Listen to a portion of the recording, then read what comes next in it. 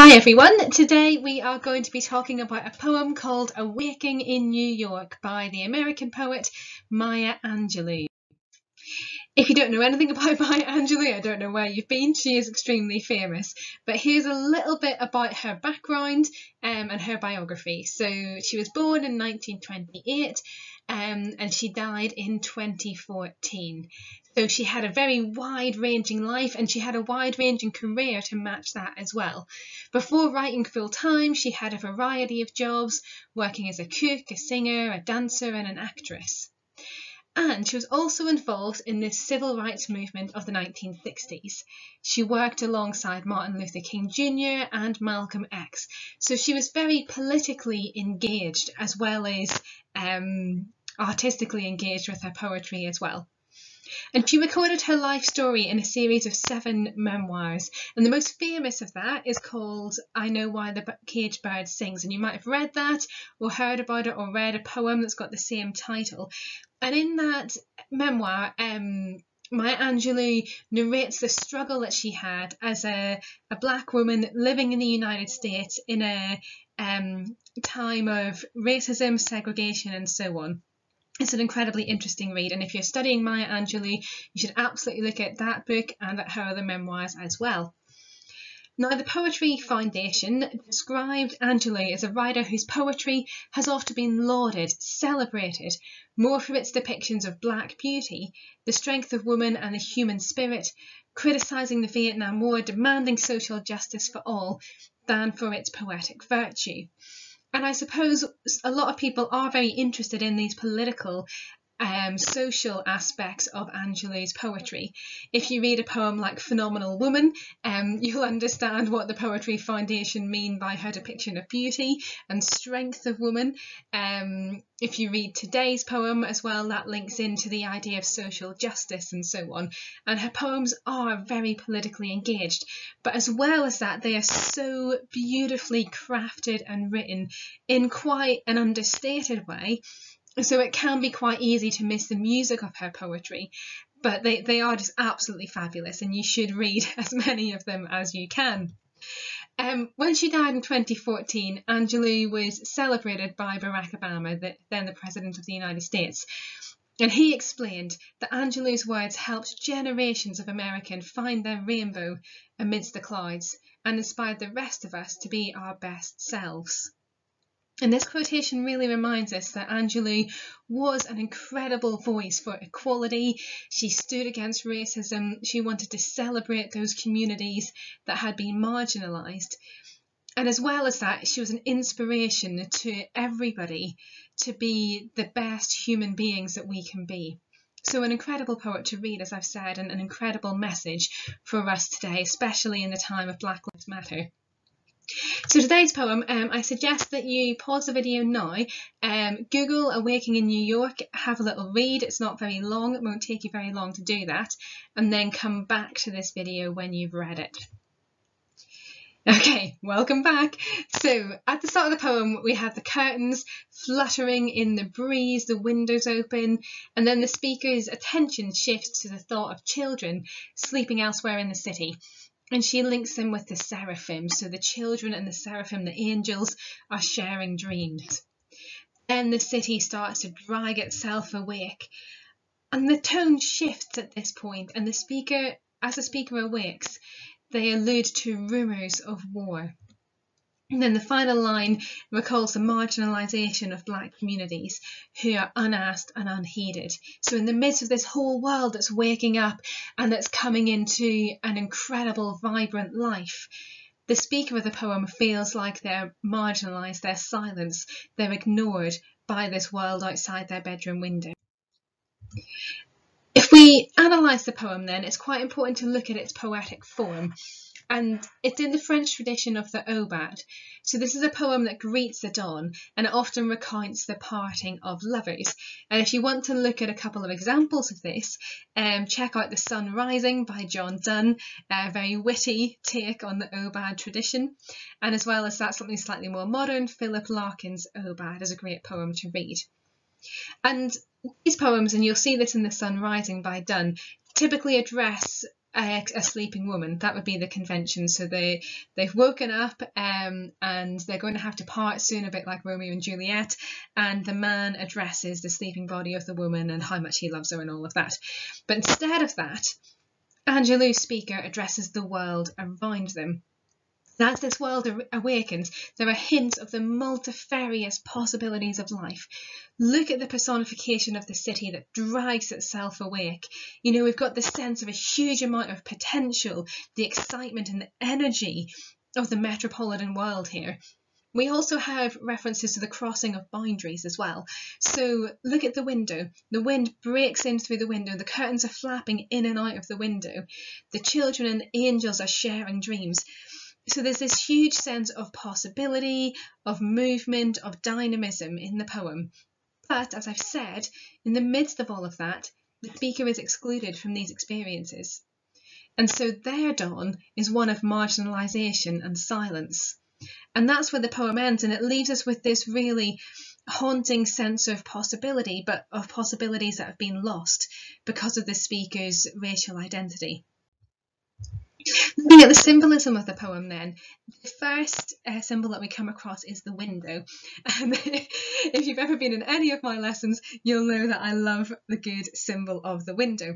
And the window, being a transparent pane of glass, is at the same time a way to see the outside world. So it gives you a vision of what life could be.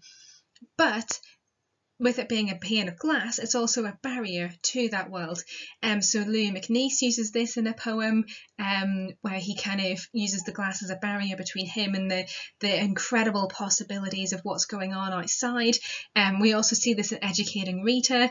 Rita, the working class woman, looks through the window at the lives of the more middle class university students, and she can see that life and she can almost grasp that life. But because this pane of glass is in the way, she can't get there. So the window is a really incredible symbol in poetry. It's very profound and it has a huge range of interpretations. Now this window's open, so it suggests that the speaker of the poem does have the possibility of reaching out to this world that they see, and the curtains flapping in the window suggest that there is movement between the interior of the room, this confined space, and the incredible possibilities of the exterior, the external world. So think about the window and what that might mean in terms of the poem's narrative of marginalisation. As well as that, we've got the children who are mentioned. Children are usually symbols of innocence, of vulnerability, of perfection, and again of possibility. You know, these are young people who are going to grow up into the world, and we need to ask ourselves, what kind of world do we want that to be for these children? Do we want that to be a world where people are marginalised or repressed or treated badly because of their ethnicity or their gender or whatever? Or do we want that to be a world where everybody can be included and celebrated?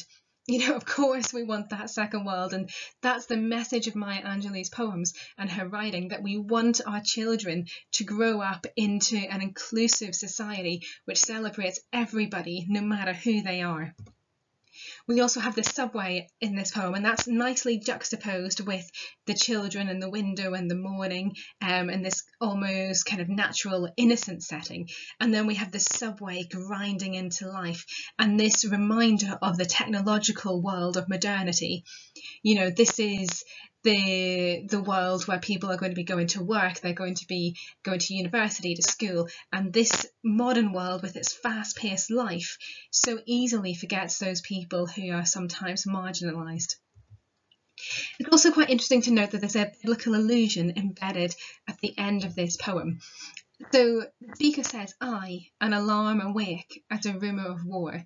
And there's a play on words here because obviously we've got an alarm clock that wakes us up in the morning, and so the speaker almost becomes that alarm clock. And again, we have a technological reference here, similar to the subway. But this phrase, rumour of war, really reminded me of something when I was reading the poem, and I struggled to remember what it was. So I googled it, rumour of war, and I came up with these two quotations from the Bible. So Matthew 24 verse 6, "You will hear of wars and rumours of wars, but see to it that you are not alarmed. such things must happen, but the end is still to come. And then a very similar quotation from Mark 13 verse 7, when you hear of wars and rumours of wars, do not be alarmed. Such things must happen, but the end is still to come. And these two quotations, you'll notice, use exactly the same words as Maya Angelou, or I suppose it's the other way around. Angelou uses the same words as these quotations do.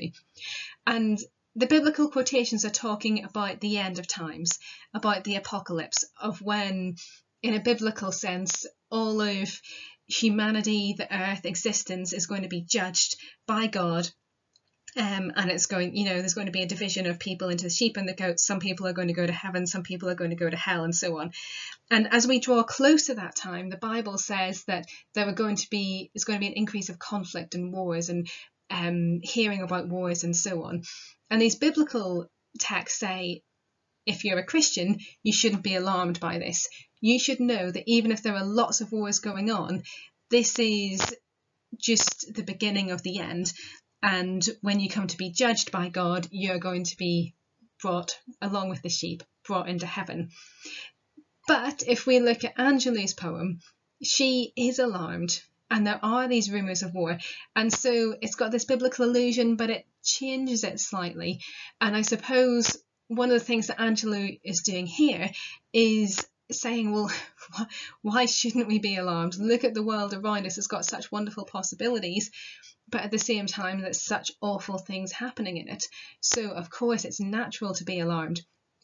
I don't have an answer really for why she alludes to these particular texts, but it would be something that I want to leave you with, to have a think about, to mull over, and to think about why she refers to these particular biblical texts.